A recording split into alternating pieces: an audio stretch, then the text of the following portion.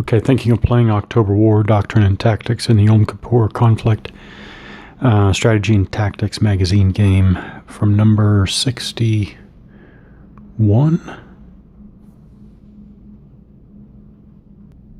Alright, so just gonna step through some things here.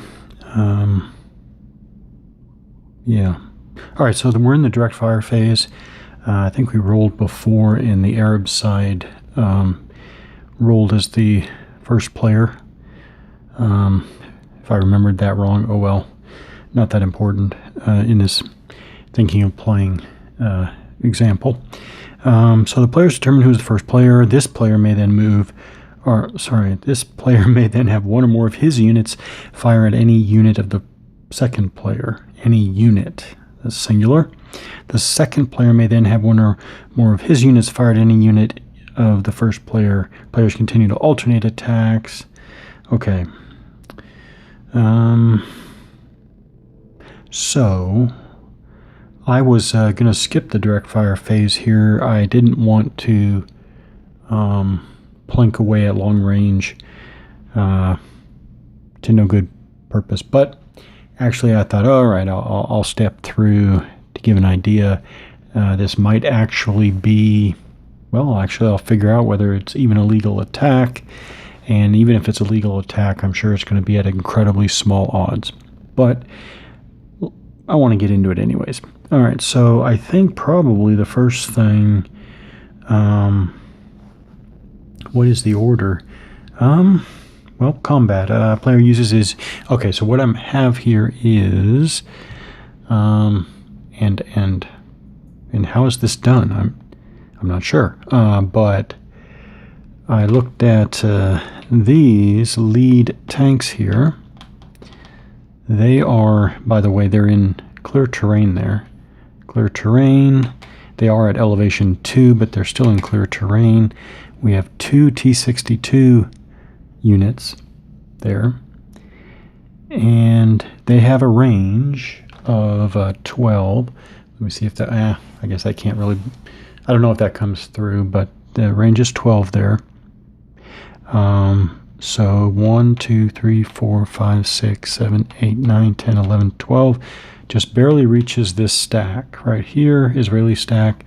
As a matter of fact, 1, 2, 3, 4, 5, 6, 7, 8, 9, 10, 11, 12. Actually, they reach that stack as well. So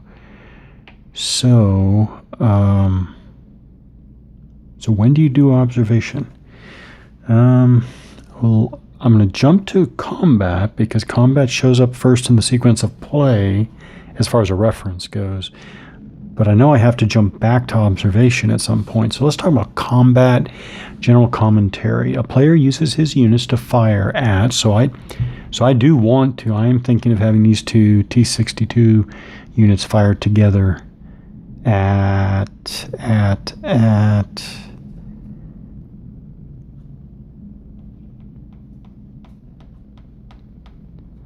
this one, actually, at this stack, whatever it is. A player may attack during the direct fire phase, in which case the attack is called direct fire, or he may attack during the movement phase, in which case the attack is called opportunity fire. This, of course, is direct fire. Certain units may fire during the indirect fire phase. Okay, general rule, in order to fire at an enemy target, so this is the enemy, oops, so a little bit off the screen. Oh, I meant this stack here. All right, so Arabs, Israeli target, right here. So must be able to observe the target. There we go. And must be within fire range. So we know they're in range. Already checked that. Range of 12. That's at 12. Which again, absolute extreme for these main guns. Okay. So I guess I do go... Oh. Okay, fire routine. Is it in there? Is observation in there?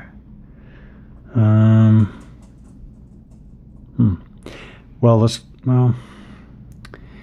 all right, general rule. General rule. In order to fire at an enemy target, a unit must be able to observe the target, hopefully these two, and must be within firing range. In the direct fire phase, a player may attack an enemy unit, any enemy unit. During the movement phase, a player may attack only the unit that the enemy player is moving at that moment. And remember, movement is unit by unit, so there's never a question there. When an attack is executed, the result is determined by the fire routine. Okay, so we're going to get to the fire routine procedure. So they actually have a procedure paragraph before the fire routine. To make an attack, a player identifies which of his units are firing, these two together, and which enemy unit is the target.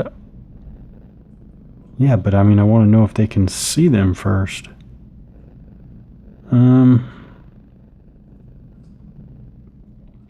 All right, procedure.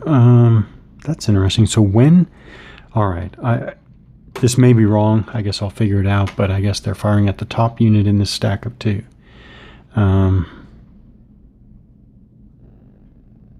Okay, so it says each individual unit that is attempting to fire consults the panic table. Unfortunately, all these tables are on the map, and I'm not going to jump around.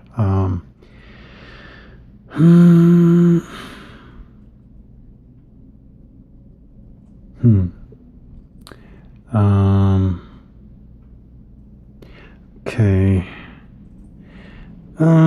Each individual unit that's attempting to fire consults the panic table. So the panic table says Arab attempting to fire, unit which is full strength D-1. Obviously, these are both full strength. So they need to roll a 4 or better.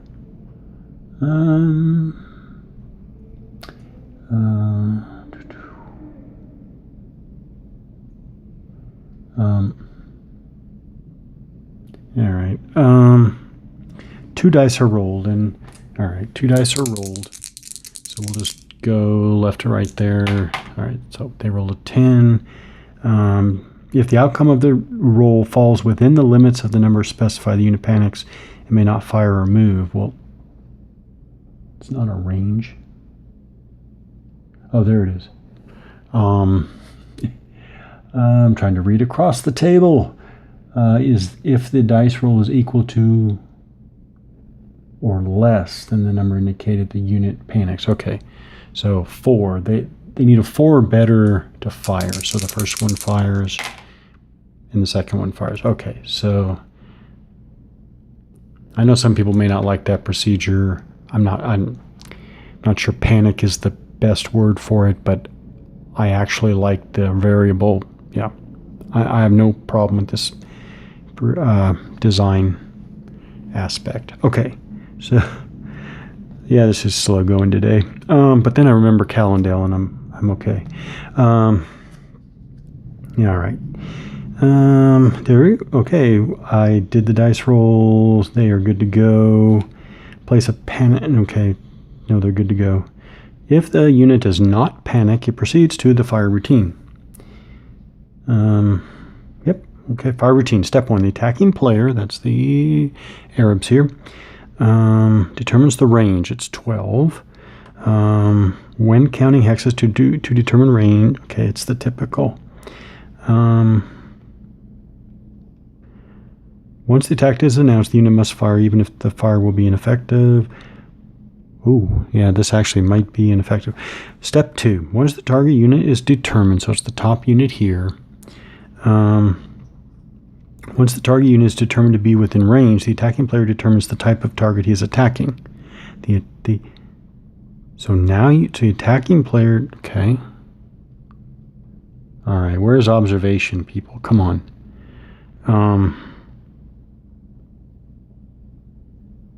Oh, unless the owning player just tells the attacker. So maybe, I don't know. Maybe Israeli player only has to say, okay, it is a hard target. I don't know.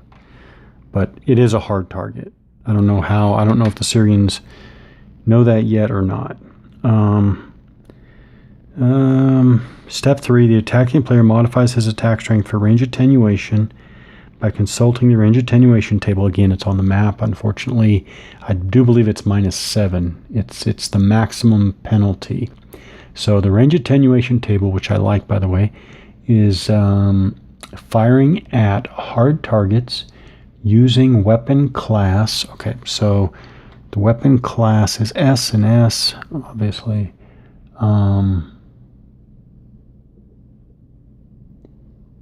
Man, I might have to make my own photocopies. This is grueling. All right, I think it's -7, which is pretty bad, I think. Okay. You know, I wonder if each unit fires separately. All right. Once target is tagging player determines type of. Okay, step 3. The target unit subtracts its defense strength from the modified attack strength. Yeah, but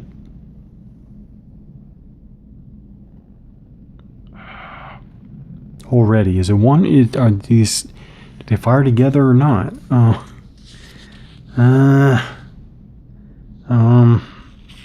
Come on. Player may then move. When was it? How did I? How on earth?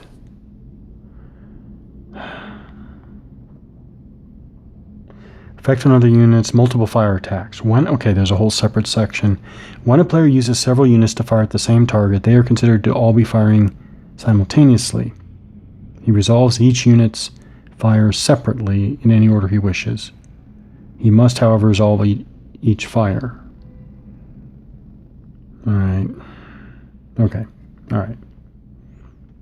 Okay, so they're firing simultaneously, but they're resolved step by step. Okay, so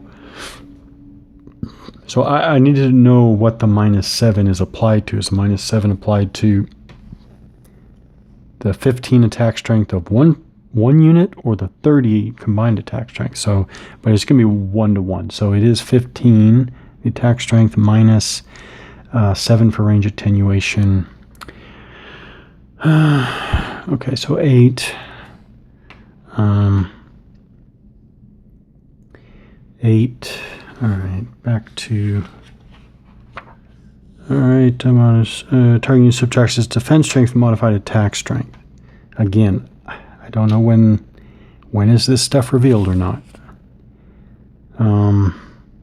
Defense strength is 13. So 8 minus 13.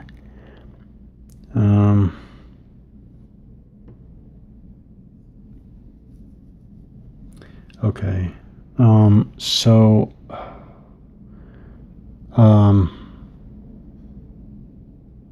that's -5, right? So that's already off the table. So the question is, what do you do if you're off the table? Is it a illegal attack?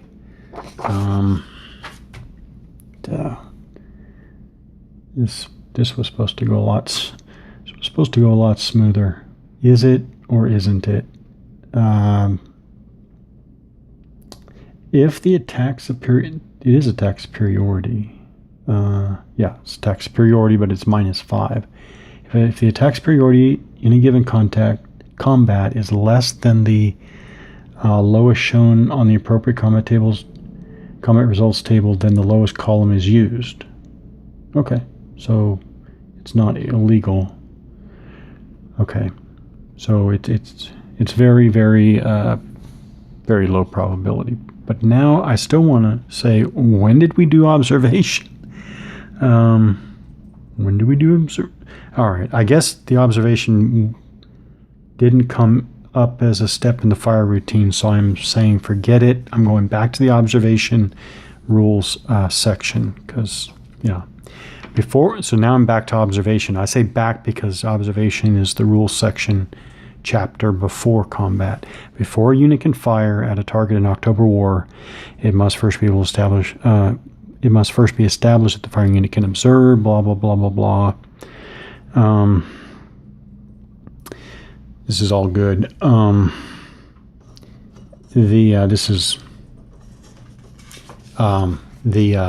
This was supposed to be printed on the map, they forgot it. This is the observation range table. Target unit is a stationary vehicle in clear terrain. Maximum observation range in hexes is 15. So I believe that means that that the Centurion platoon can be seen there. Observation range. And by the way, there's nothing line of sight. There's no obstruction because we're up here. We're going down a level across this. What did I say? That was a wadi. And across this open area and up, but there's nothing obstructing. All units are initially deployed face down. That's what I've got. So the only player knows what they are. They return face up only when observed by enemy units. So when do you observe? If a face down unit fires at an enemy unit from any range, it is automatically observed. All right, so these guys are automatically going to be observed because they fired. If a face down vehicle moves through, okay, those are all the. Once observed, a unit remains observed for the length of time that it remains in an enemy unit's line of sight, regardless of the distance. Okay. For the purposes of determining observation range, whenever a friendly unit moves through... Okay, what I'm getting at is these guys are within observation range 2, and actually they're within observation range 2. So my point is, when are they revealed? This is probably one of the, I could be completely wrong here, but this might be one of the type of things that wasn't covered well in rules in this era of rules writing. What are we talking, 1977? When are they observed?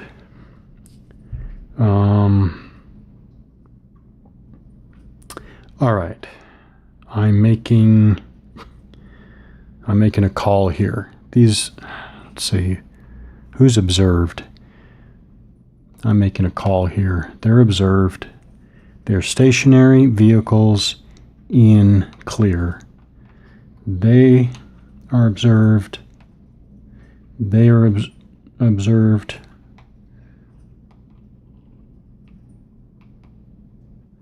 They